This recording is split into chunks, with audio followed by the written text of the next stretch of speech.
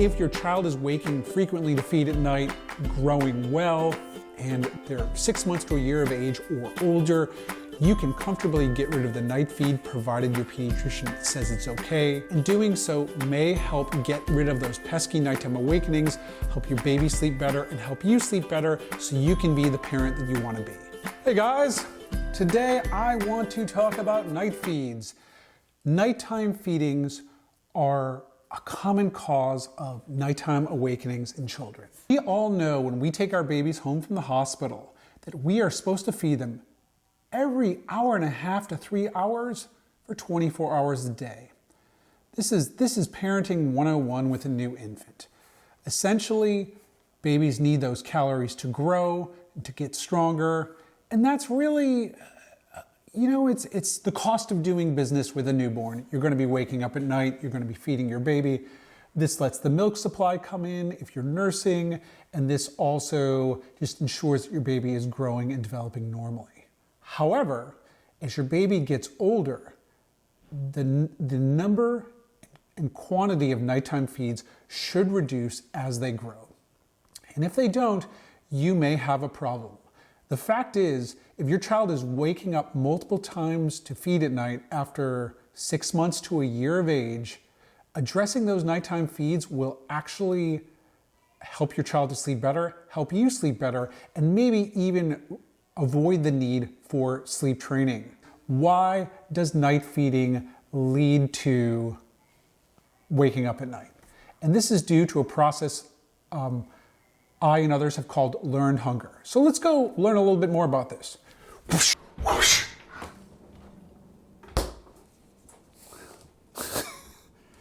Okay.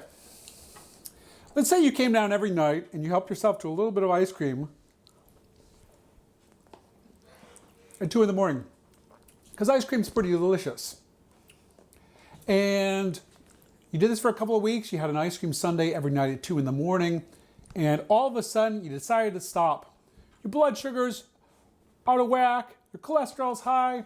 Probably not a great idea to have ice cream in the middle of the night. Although it is delicious. So, well, that's what we call learned hunger. You get in the habit of eating food at a certain time, and all of a sudden, you don't have the calories anymore. You wake up and you're hungry. That's why you can't go cold turkey, Turkey Hill, if you guys want to sponsor, just saying, you can't go cold turkey if you want your child not to be screaming and crying for extended periods at night. You need to carefully wean the feeding down. When can you get rid of your child's feedings at night?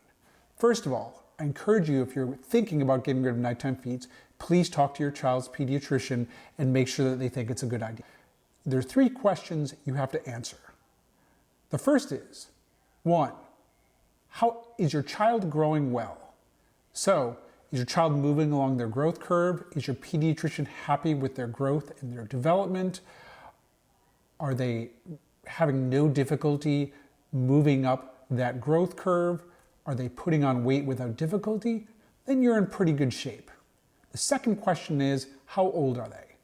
Formula-fed babies can typically sleep through the night without taking in calories by 6 or 7 months of age. Exclusively breastfed infants, however, take longer to reach that milestone. 9 months to a year is much more common.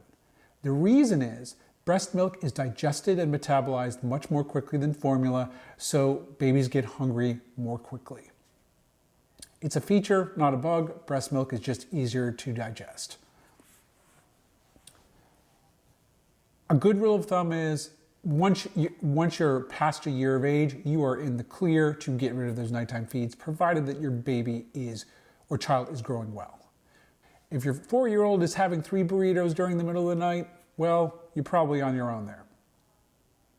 The third question is, do you want to continue night nursing? This is especially important if you're a nursing mom who works outside the home. That may be the only time that you get to nurse your baby, have that feeling of closeness, and it is possible if you start reducing the feeds at night that your milk supply could decrease and you could wean. If you do not want to wean, I would not cut down on the night feedings unless you are working with a pediatrician or a lactation consultant because you are running the risk of weaning altogether. If you do want to wean, it's okay. Now, what is the one guiding principle of getting rid of nighttime feeds? You don't want to go cold turkey. You have a kid who's taking 20 ounces of formula at night and you're like, you know what, tonight, dude, we're not doing it anymore. You are going to have a miserable child for a couple of weeks. Miserable children equal miserable parents. It's the Canapari Equation. So let's talk first about how to get rid of bottle feeding at night, because that is significantly simpler than getting rid of breastfeeding at night. Okay, so let's imagine that each of these stacks of blocks represents a bottle that you're giving your child throughout the night. Each one of these bottles is 4 ounces. Each block is 1 ounce. If you're struggling with the math and you're tired, I get that. First bottle, second bottle, third bottle, fourth bottle. So it's really easy what you need to do. Again, remember, we're not going cold turkey, we're going slowly. And the way we're going to go slowly is we're going to remove 1 ounce a night. So here's how we do it. From the last feed of the night, take away 1 ounce. The next night, so you're going 4 ounce, 4 ounce, 4 ounce, 3 ounce. The next night, you are removing 1 ounce from the third bottle. On night 3, you're removing this ounce. On night 4, you're removing this ounce. So again, over 4 days, you've reduced the night feeds by 4 ounces. And it's just going to go like this. Day 5, day 6, day 7, day 8. And here's where it gets a little bit complicated. If your child is older than a year of age, then you can substitute a small bottle of water when you drop out a feed.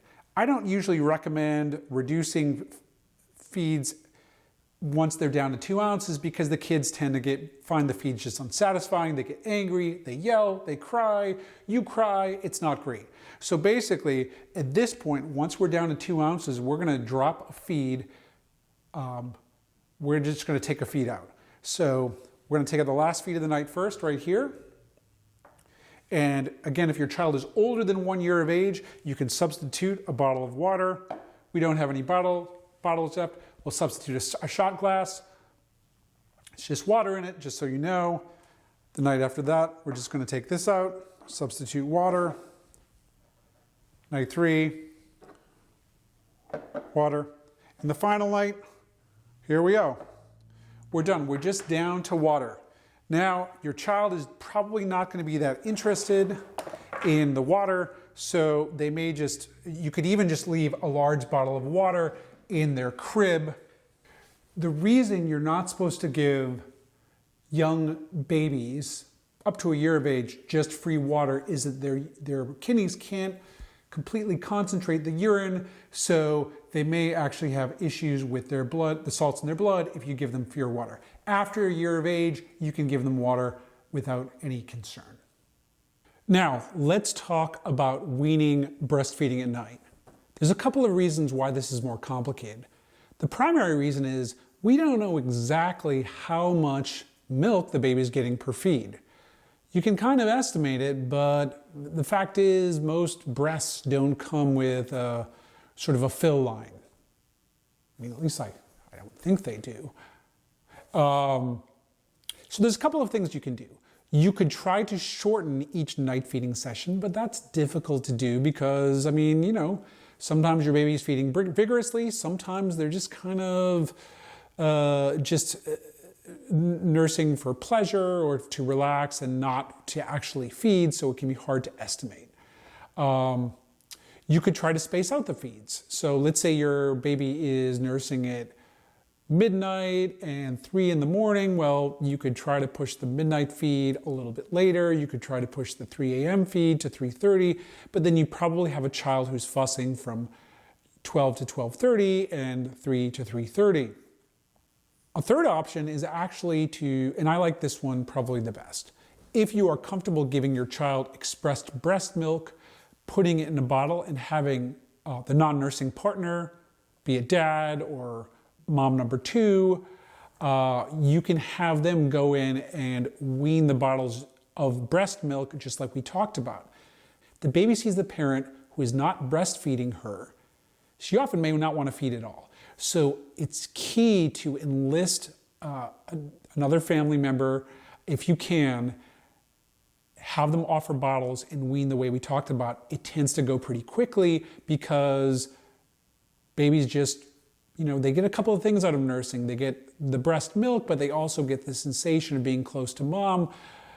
That's great in the first year of life, but really often by 24 months of age or later, moms have had enough and they're ready to wean, and that's okay. You don't need to feel guilty about it. If you have any other sleep questions or you're struggling with your child's sleep, check out my book. It's Never Too Late to Sleep Train. I'm also going to put information about how you can get worksheets to work on these issues down below. So thanks for watching. And please subscribe.